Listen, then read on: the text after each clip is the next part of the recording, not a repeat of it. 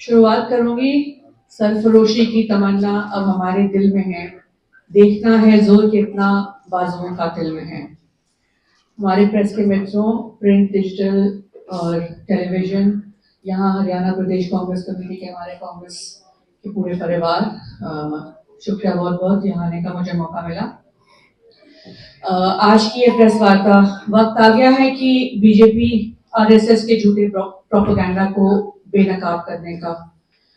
ना अंग्रेजों के खिलाफ ये लोगों ने आजादी की लड़ाई में उतरे, ना आजादी की लड़ाई की जीवित प्रतीक नेशनल हेरल्ड को खत्म करने की राष्ट्र विरोधी साजिश और कांग्रेस पार्टी और गांधी परिवार को बदनाम करने का ये एजेंडा बनाया है। देश भर में कांग्रेस पार्टी ये प्रेस वार्ता इसलिए कर रही है कि मीडिया के माध्यम से देशवासियों को पता चले कि किस तरीके का झूठा प्रोपेगेंडा भाजपा फैला रही है, किस हद तक साजिश रची जा रही है अपने नाकामियों से ध्यान भटकाने के लिए, जनता को कैसे बेवकूफ बना रहे हैं। तो है क्या ये case? In simple words, political vendetta. PMLA case बनाया है, मनी लॉन्ड्रिंग का केस बनाया है, पर ऐसा केस चार्जशीट किया है सोनिया जी, राहुल जी के नाम पर जिसमें एक पैसे की लेन देन नहीं हुई। अब भारतीय राष्ट्रीय कांग्रेस ने एक बार फिर स्पष्ट किया है कि नेशनल हेरल्ड केस पूर्ण रूप से राजनीति का प्रेरित, दुर्भावनापूर्ण और तथ्य से परे है। ये मामला वर्षों से राजनीतिक प्रतिशोध और विपक्ष को दबाने का केंद्र सरकार की सोची साजी राजनीति का हिस्सा है। इस केस के जरिए ये प्रयास किया जा रहा है कि स्वतंत्रता संग्राम की विरासत जिसे नेशनल हेरल्ड जैसे ऐतिहासिक समाचार पत्र ने दशकों तक संभाला, उसे झूठे आरोपों के जरिए बदनाम किया जाए। क्या है ये case? AJL associate journal limited, जो नेशनल हेरल्ड, कौमी आवाज और नवजीवन जैसे समाचार पत्रों का प्रकाशन करता था, 1938 में पंडित जवाहरलाल नेहरू जी और अन्य स्वतंत्रता सेनानियों द्वारा स्थापित किया गया है। आगे चलते एजेएल वित्तीय संकट में गुजर रहा था और इस संकट से उबारने के लिए कांग्रेस पार्टी ने एजेएल को over a period of time 90 crore रुपए का ऋण प्रदान किया और जिसपे कोई ब्याज नहीं था।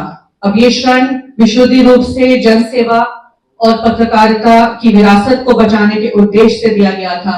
सैलरी दिए गए, बिल भरे गए, ये सब ईडी के पास इनकी डिटेल्स हैं।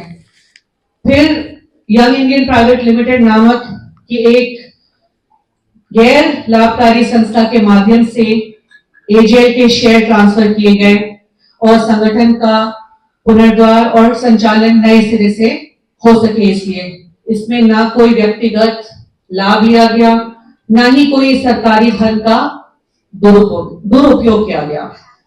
यंग इंडियन द्वारा धारा 25 और अब 313 2013 में अमेंडेड कंपनीज एक्ट सेक्शन 8 के तहत नॉन प्रॉफिट कंपनी है ये, जिसमें किसी भी सदस्य को लाभांश का अधिकार नहीं है।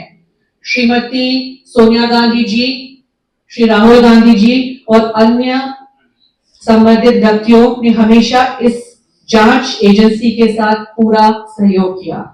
अब तक की सभी जांचों में ना तो किसी वित्तीय अनियमितता का प्रमाण मिला है, ना ही किसी प्रकार की धोखाधड़ी या घोटाले की पुष्टि हुई है। पिछले कुछ दिनों से न्यायालय और एजेंसियों के समक्ष प्रस्तुत तथ्य ये साफ कर दिया है कि कांग्रेस का रुख केवल विधि सम्मत था, बल्कि पारदर्शी और निस्वार्थ रहा है। अब इस केस के बारे में जो ये प्रेस कॉन्फ्रेंस देश भर में हो रही है, झूठ और सच, बीजेपी के झूठ और कांग्रेस के सच।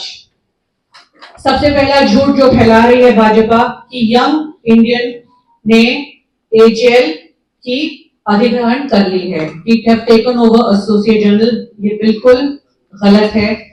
जो यंग इंडियन है उन्होंने एजेएल को टेक ओवर नहीं किया है। एजेएल अपनी सारी property publication operation independently manage कर रही है।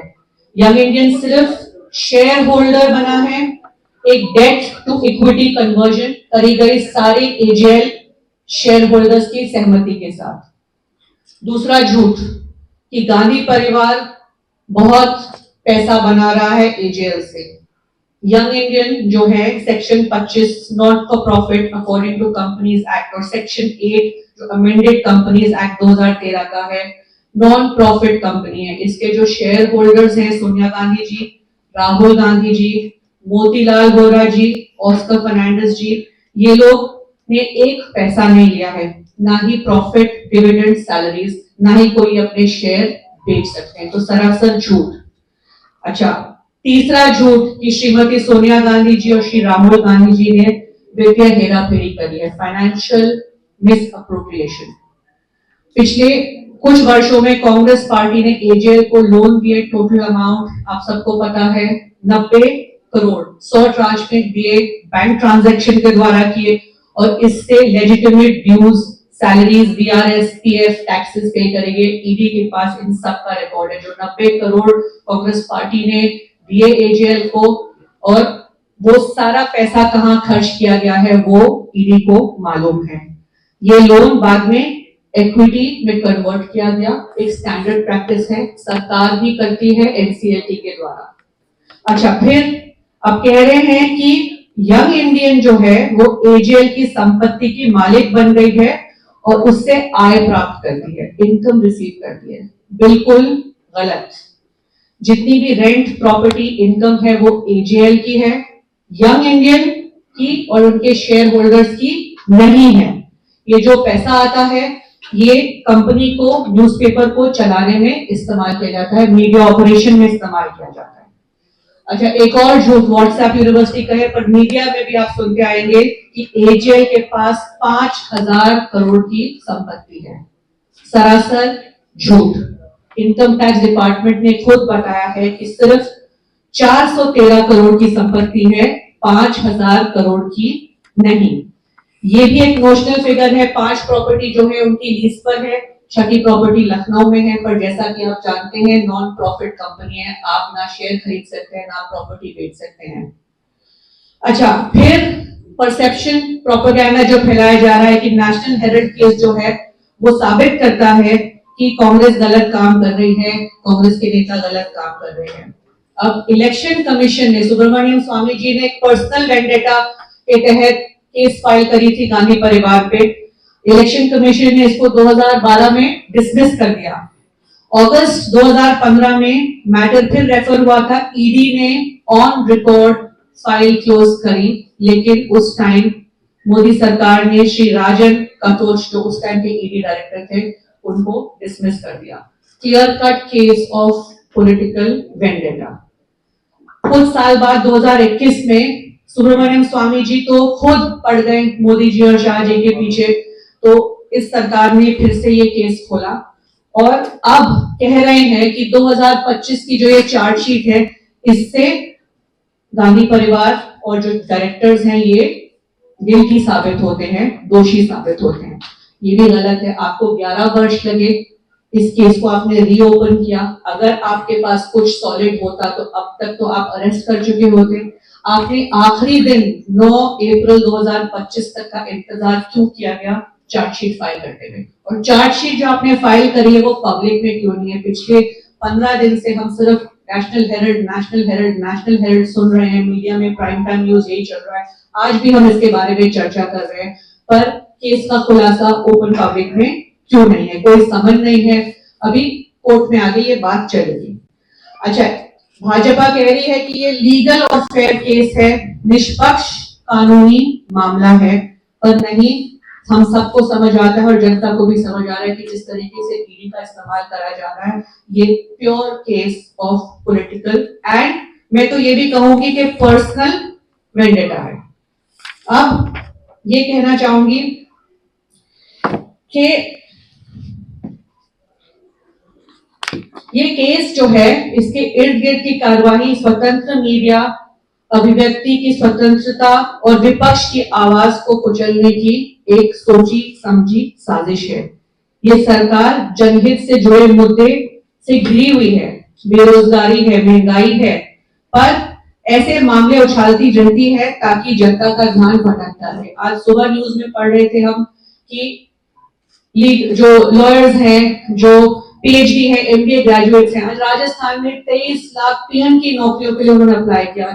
2 दिन से आप कुछ इमेजेस देख रहे होंगे सोशल मीडिया पे, महाराष्ट्र में मुंबई के पास गांव है, वहां पे किस तरीके से औरतें अपनी जान की जोखिम डाल के पानी लेने जाती है, और यहाँ पे आप नल से जल की योजना का प्रोपेगेंडा चलाते हैं।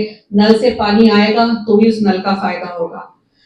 सालों से हम देखते आ रहे हैं कि एक परिवार के पीछे, ये मोदी सरकार आने से पहले की भी बात करी कि पिछले 2 दशक से हम देख रहे हैं, तब की जो विपक्ष थी पीछे पड़ी है राहुल गांधी जी की, गांधी परिवार की, कांग्रेस की छवि बिगाड़ने में, लोगों को गलत खबरें पहुंचाने में। ये वो परिवार है जिन्होंने जिनके सदस्यों ने आजादी की लड़ाई लड़ी, जिनके सदस्य, परिवार के सदस्य ऐसे जिन्होंने शहादत दी देश के नाम पे। और अब जब राहुल गांधी जी संविधान की रक्षा की बात करते हैं तो ये इनके एजेंडा को सूट नहीं करता है, क्योंकि सूट बूट की सरकार है, भ्रष्टाचारियों की सरकार है। अगर आप भ्रष्टाचार की बात करें तो क्या सारे भ्रष्टाचार आपको विपक्ष में ही दिखते हैं? आपकी सरकार इतने वर्षों से, आप इतने सालों से, आप अभी 10 साल से सत्ता में आए, आप देश नहीं दुनिया की सबसे अमीर पार्टी बन गए, आपके पास क्या कोई भ्रष्टाचारी नहीं है? एक सिंपल फॉर्मूला अप्लाई करते हैं, जब तक आप विपक्ष में, आपके ऊपर केस होते जाएंगे, बीजेपी जाओ सेफ हो जाओ, वॉशिंग मशीन की जो बात करते हैं, जैसे ही विपक्ष का कोई नेता जाता है बीजेपी में, सेफ हो जाता है, सारे केस क्लियर। और पूरी जो आपकी एजेंसी है लगी हुई है, सारे वक्त आपके टैक्स पेयर का पैसा जो है वो इस्तेमाल किया जा रहा है सिर्फ विपक्ष को अटैक करने में, क्योंकि आपके पास बताने के लिए, दिखाने के लिए और कुछ नहीं है। आज इस माध्यम से ये कहना चाहूंगी कि भारतीय राष्ट्रीय कांग्रेस एक ऐतिहासिक संस्था की गरिमा, देश की स्वतंत्रता संग्राम की, पत्रकारिता की विरासत और लोकतंत्र की रक्षा के लिए पूरी मजबूती से खड़ी है। हम न्याय की प्रक्रिया में पूरा भरोसा रखते हैं और हमें विश्वास है अंत में सच्चाई की ही जीत होगी। नेशनल हेराल्ड सिर्फ एक अखबार नहीं है, बल्कि भारत की आत्मसम्मान और स्वतंत्रता संग्राम की जीवित आवाज है, उसे दबाया नहीं जा सकता। बीजेपी को लग रहा है कि नफरत, झूठ से प्रचार करें और चुनाव जीत सकते हैं। पॉलिटिकल वेंडेटा, सीबीआई, ईडी विपक्ष की आवाज दबा सकती है, लेकिन उन्हें मैं याद दिलाना चाहती हूँ कि देश भावनाओं से चलता है, नफरत से नहीं। जब ओबीसी, एससी, एसटी, अल्पसंख्यक और देश का हर जागरूक नागरिक एक साथ बोलेगा तो सत्ता के गलियारों में सब हिल जाएंगे। कांग्रेस की विरासत है कि अंग्रेजों से लड़े, इनकी तरह झुके नहीं।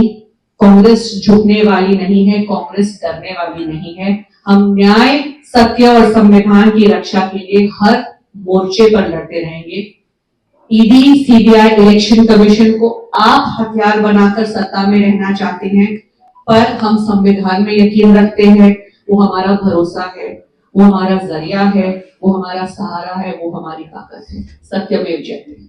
मैडम जी बताइए। क्वेश्चन है। हाँ जी, आपने ये बोला कि सब ये बीजेपी करा रही है, हाँ। लेकिन जो कोर्ट है मतलब प्रेमा फेसी के तहत ये मुकदमा दर्ज कर रहा है, अदर तो कोर्ट जो है वो फेंक देती है।